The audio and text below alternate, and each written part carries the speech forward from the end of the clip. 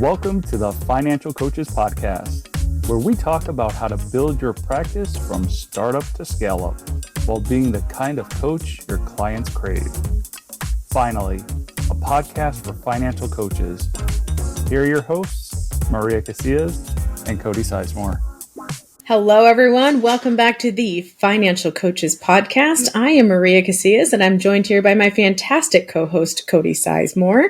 We are so thrilled to be with you here again this week. Listen, if you have not yet heard last week's podcast episode, we encourage you strongly to go back and listen to that before you do anything else today.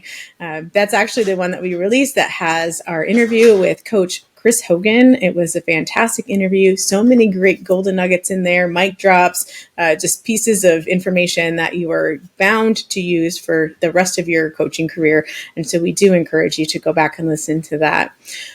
We also are excited to talk about something completely different today, now that we've gotten through all of that fun stuff. Mm-hmm. And so Cody, before we do that, let me just ask you, how are you today? Doing all right? Doing good. Okay. Yeah, it's my mom's birthday today. No, that's awesome. Very cool. Well, happy birthday to your mom. Mm-hmm. Do I dare ask how old she is, or does a woman ever tell? But her son might. Yeah, she's 65 today, so it's a big one. that is a big one. Yeah, that's incredible. So, what are you doing for her? Anything special? Actually, as soon as we're done recording, I'm going to be going over to their house for like a dinner and just hangout sesh. It's just going to be simple, That's wonderful. Just making some memories. The siblings and all the kids. So wonderful. Well, I'm excited to hear that. And, I really appreciate that you share some of that stuff here, because it lets our listeners know that we actually have lives outside of this podcast. It's just a friendly reminder. So, so I appreciate that you did that. What would you like to talk about today? Yeah. So, there's been something happening a decent amount recently with a handful of my clients. And, this happens from time to time. Ever since I started coaching, like, this just happens sometimes. But right now I have like 3 clients in particular that are all kind of dealing with the same thing. And basically what that is they have been doing everything that they can, everything that they're supposed to. And, it's summer months.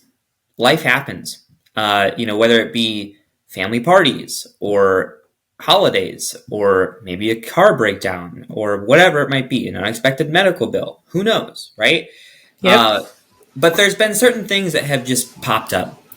Life happens, and, that takes away from certain aspects of their initial plan to either build their savings or get out of debt or whatever. And you can create space for that with people, but sometimes even that isn't enough, So there's the ability of things popping up to where it just takes away from the progress that they were hoping to make with their finances, but also with coaching as well. And oftentimes when this happens, I see a lot of clients become a little bit discouraged, like the wind is kind of taken out of their sails, and they're so fixated on the destination that sometimes when the journey doesn't go their way, they just get a little bit beat down, right? Mm-hmm. And I think it's important that when you have clients that deal with this sort of thing, or even you as a coach with your own finances, or maybe just the growth of your coaching practice, it's important to understand that progress does not always mean forward momentum, if that makes sense, right? Like, sure. I think it really depends on where you're at, what you're dealing with, and what season of life you're in, because sometimes progress looks like not going backwards. And sometimes progress looks like just doing your absolute best, right? Mm-hmm. Even if it means that you may be going backwards in some sense, You just took those words right out of my mouth. Yeah, if you're doing your best, then you're still making progress, right? Well, and not just that, but you're measuring, because we talk about progress being measurable, right? So in that instance, you might be going backward, but what you're measuring in that moment is your reaction, your reaction to the way that happened. How are you responding to that scenario versus how you would have responded 2, 3, 4 months ago or 2 years ago when you first started coaching? So I agree. And that sounds, to somebody who's listening, it sounds very relativistic, and I'm not even into relativism. So that sounds weird, but it's not that we're saying that anything goes and we're just trying to sweep any sense of lack of progress under the rug. That's not that at all. It's just a realization that, things happen and we have to be prepared for those things. Yeah. And there's also things that you can find in the silver lining as well. So I'll share 2 examples of 2 clients that are currently dealing with this. I had a meeting with one today, and, they were hoping to make, a $600 movement in paying off their credit cards this month, and they were only able to make $150, right? And they were kind of bummed out. And they were actually bummed out not just for that because they had a car repair come up, but they were also bummed out that they went over on their fund money by $50. And I kind of explored that situation. I was like, why are you actually upset about this? And we went back and forth, and I actually pulled up what I do towards the beginning of our coaching, which is, an audit on them to see like what they were doing and stuff like that. And I was like, guys, we have your fund money set at about $600 a month right now for this couple in particular. And when you first started coaching, you were in a $2,000 deficit every month because you're putting everything on credit cards. And because of that, you were spending about $3,000 a month on fun money related things when we first started. And you're being upset that you spent 50 extra bucks. You have come such a long way. So sometimes progress just looks like that. Hey, you're moving in the right direction, even though it might not happen at the pace that you were hoping for. You're moving in the right direction, right? So helping people have that perspective and just reflecting on things, I think, is very important. I also have another client who he is currently on medical leave from his job because he had a rotator cuff tore, and he's a firefighter. So obviously you can't carry people out of burning buildings with a torn rotator cuff. Your shoulder's messed up. So they had a goal of building up their savings and building a garage and doing additions to their house and stuff like that.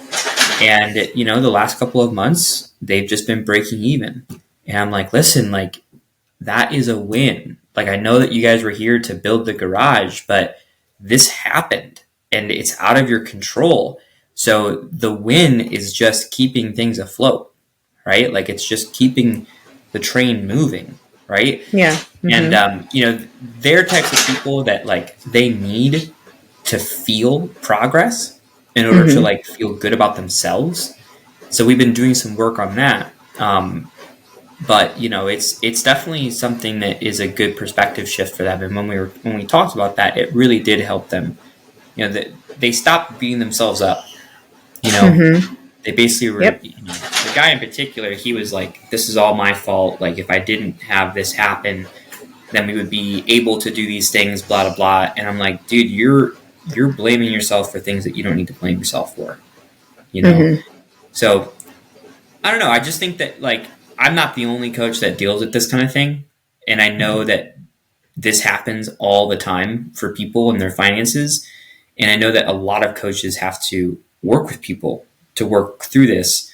And I think that sometimes we have the tendency as coaches to view progress as always moving forward.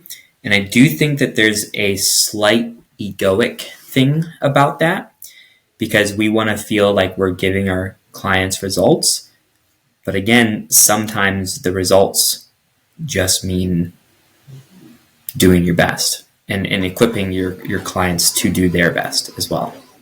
Yeah, I agree. So a couple of things. One, I'm going to go back to the first couple that you talked about. And you said that they used to be about $2,000 deficit because they were spending approximately $3,000 per month on fun. And this time they spent $50 more than what they did before, and that bothered them. In addition to what you did, and you probably already did this as well, but you just didn't mention it, just being able to help them see why, like that, the fact that it bothered them now, $50 bothered them, whereas before $3,000 either didn't bother them or they just ignored the bother, one of the two. But just that very slight difference in how it affected them mentally is progress. So even though, you know what I mean? Like, so it's not always numbers on paper. A lot of times it really is, what is our attitude toward this? How does it affect us mentally, emotionally, etc.? So I wanted to throw that in there. And then, if I may just share one small, I guess you could call this like an approach or a tool that has worked for people in terms of setting up that expectation for them. So you mentioned on like the second couple that for him personally, I think you said the couple in general, they really need to feel like they're making progress in order for them to feel like they're doing something right. I feel like we might have talked about this in the past, but it might have been way in the past. So do you remember us talking about target goals? Yeah. Yep. Yeah. Okay. So for those of people who are not every weekers and maybe haven't heard this yet, I have zero reference to tell you like where to go back because it just came up in my mind. But the whole idea there is that you have, if you picture a target, you can picture a bullseye and you can picture an outer rim, and then obviously there's several rings in between. And in the analogy, the bullseye is like, what is the absolute best goal that you could hit? You know, what if you had your withers about you and everything went just according to plan, what would that look like? And that would be that person's or that couple's in a bullseye goal. And then there's an outer rim goal, which we've kind of deemed as like a no matter what, like no matter what life throws at me, this is how I'm going to define progress. These are the things that I know no matter what happens, we're going to do this. And there usually is a pretty solid range there. Like there's a pretty big range. And, the purpose between that is that as long as your clients are anywhere between those two goals, they are absolutely making progress. And so that kind of gives, it doesn't just give permission for life to happen to us. It actually gives, what's the right way to say it? It gives them something to measure it by. So they know it's not, because I think a lot of times when people come to us, like we get them all hyped up, like, we put numbers into a spreadsheet and we're like, if you do this, you could be debt free by, 2024. And they get really excited about that. The problem with it is that we need to do some of that to motivate them and have them see the potential. But if we stay there, they stay there. And that's that bullseye goal that I was talking about. And when it goes up, not if, when it veers from that, because it will, that bullseye it's a bullseye. Like we never hit the bullseye every time. So when it veers from there, then they start to feel discouraged. Like, oh, but I was going to do X, Y, and Z. So if you set that, say, hey, you could do this. Now you just tell them life will happen. There are going to be things. So what are you guys committing to no matter what? Throw in there that the car completely goes to crap and that you're going to have to replace not brand new car, but you're going to have to replace a car completely. Throw in there that you have a $5,000 medical bill. I mean, I have like a $14,000 medical bill that I got to pay now. That was 100% not expected. So things like that just tell them these things are going to happen. And it's not me being, poo-pooing and not being positive. I'm not thinking negatively. It's like, these are just realities. So what's going to be your no matter what? And I tell you what, Cody, when they realize that they are staying within that range, it changes things for them. They recognize like, okay, I see that I'm not outside. Now, if they go outside of that outer rim goal, that no matter what, then we no longer, that doesn't necessarily mean that it has to be because they're going backwards or all the other stuff we talked about, but that's there no matter what. And they aren't going to be motivated if they can't stay within that. So that actually provides for us, the coach, a parameter on, okay, they said they don't want to go outside of this. And so we need to make sure no matter what life throws at them, that they're kind of staying within here. So when you're setting that up, all of you who are listening out there, be realistic about that outer rim goal, because it really means no matter what. Mm-hmm. Mm-hmm.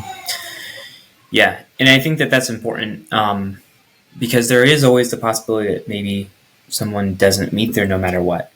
Mm-hmm. And that is where us as coaches are the most needed. Yeah. To help bring them back in. Yeah. And we have to help see, usually when someone's not meeting a no matter what, it usually is because they're not doing something. Right. And I think that's one of the biggest differences between the bullseye and the no matter what. The bullseye is like, assuming all the circumstances around you are fantastic, here's what we're going to get. The no matter what, it really just says, no matter what is thrown at us from outside circumstances, these are the things that I'm able to do. So with that being said, you don't have to create the no matter what around a specific number. You can absolutely create that around specific behaviors. Right. Mm-hmm. So no matter what, I'm going to X, Y, and Z on these given months, no matter what life throws at me. And so then even if their numbers don't look good on paper anymore, you can say, you know what, though? You did all the behaviors that you said you were going to do. You did everything that you had control over. And that's all we can ask. And if they didn't do those things and the numbers slip, that's where we as coaches can help them see these are the things that you promised yourself that you would do. And here's where you're letting yourself down. Mm-hmm. Yeah, it's a great point. And I think that, that ties into the whole overarching idea of like progress is progress. And mm-hmm. One last thing I want to say before we wrap this conversation up is, there's a great quote. I don't know who said it, but basically it says like, the man who loves walking will walk further than the man who loves the destination. Mm. And basically it's just talking about how you have to love the journey. Like so often, whether it be our clients or even us as coaches, we're so fixated on the destination, the being debt free, the getting the house, the doing that, the, revenue goal, whatever it might be, that like anytime that something comes up that sets us back, quote unquote, mm-hmm. it takes so much out of us. Mm-hmm. But if we just embrace that journey of understanding, like, we are moving forward, we are going to achieve this. No matter what, we are going to achieve this, and we are going to be intentional with achieving this. But there's going to be turns in the road. There's going to be bumps in the road. If you live in Toledo, Ohio, like I do, there's going to be a lot of potholes in the road, So there's going to be things that come up. But if you just enjoy that journey and you're like, cool, this is part of it. This is part of it. This is part of it. That by the time you get to that destination, you're not going to feel like you've arrived and that's all you have to do, or that's all that you can do. So then you kick mm-hmm. your feet up, comfort sets in, and then it creates more issues for you.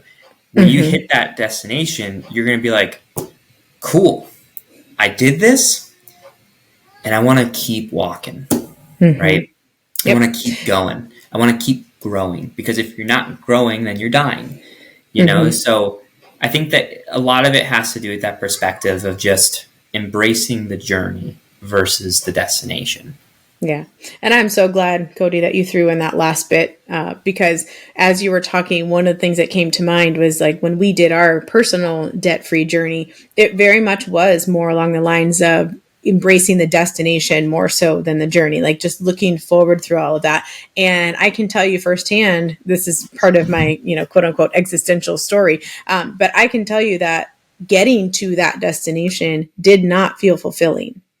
And we got there, right? I mean, we were intentional and we did all the things. But because we didn't just really embrace that journey, then was very lackluster when we got to the destination. So, I think like if you're on your way somewhere and you have all of these problems, you have flight delays and things like that. Like if you can find the experience that's there for you with your kids, make an experience out of it, make memories out of, having to sleep at the airport or whatever, rather than just being frustrated with all the things that come out, you will probably get to that destination with a lot more than if you just got there, complaining about all the bumps along the road, like you said. And so that is something that I did not embrace. And that was probably 10 years ago at this point. And so again, I've mentioned before that we're constantly learning and growing and never have fully arrived at somewhere, but I can be very transparent in saying that I did not embrace that journey, and it really was lackluster to get to that destination. So I really appreciate that you actually mentioned that at the end, because it's very true. Mm-hmm. Yeah.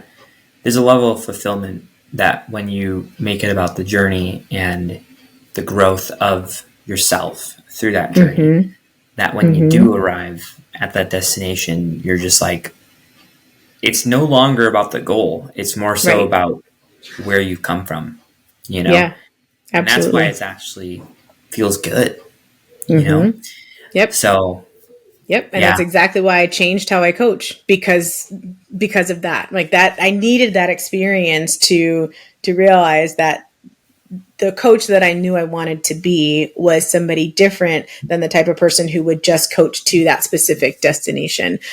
So I don't regret the fact that we went through it, because that, those things that we do, whether we do them well or not, tend to make us who we are. So I'm really glad that we did that way, because it made me the coach that I am today. But I'm really, if we can save people who are listening, if we can save you the heartache from some of that, and you could just learn vicariously, it is the most efficient way to learn. So feel free to learn from our mistakes and just do it better next time. That'll be great. Mm-hmm. As always, I love having these conversations with you. I just think that, these are some of my favorite ones, where we just throw questions out there and see what people see what each other thinks. Because we obviously have a lot in common, but it's always neat to see what we add that maybe we didn't think about before. So thank you for that, as always. Yeah, absolutely. This is always fun. And, obviously today is episode 101 of our journey together. And I've been embracing the journey, So, especially since we don't know the actual destination. Our destination was 102 episodes, so you're done after this. No, I'm just kidding. But no, the journey has been great, and we also want to thank you guys for sticking around. If you've been enjoying this podcast in any way, shape, or form, we would just ask that you leave us a review, drop us a rating. Follow us, subscribe to us on whatever platform that you're listening to, because one, it helps you get alerts when we drop new episodes, but it also helps push this out to more people, and it helps with the algorithm and all that kind of fancy stuff. So we would really appreciate that. We don't do ads on this show or anything like that. We don't make money off of this show. This is just something that we love doing, and we love spending our time with you guys. So we want to say thank you again, and we will catch you next week for episode 102. And I don't know when we'll stop. Who knows? 103, 104, 105, 106, 107. I'm wondering, do you have something to tell me? 108, 109, 110. Who knows?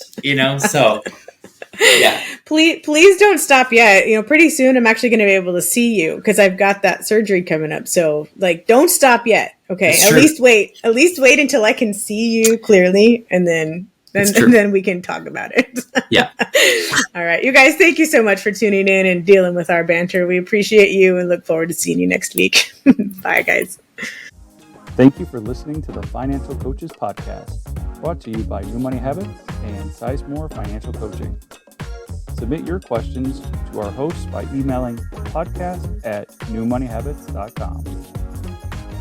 Be sure to subscribe to be notified of future episodes, and join our growing group of like-minded coaches on Facebook. And until next time, happy coaching. Music provided by Summer School.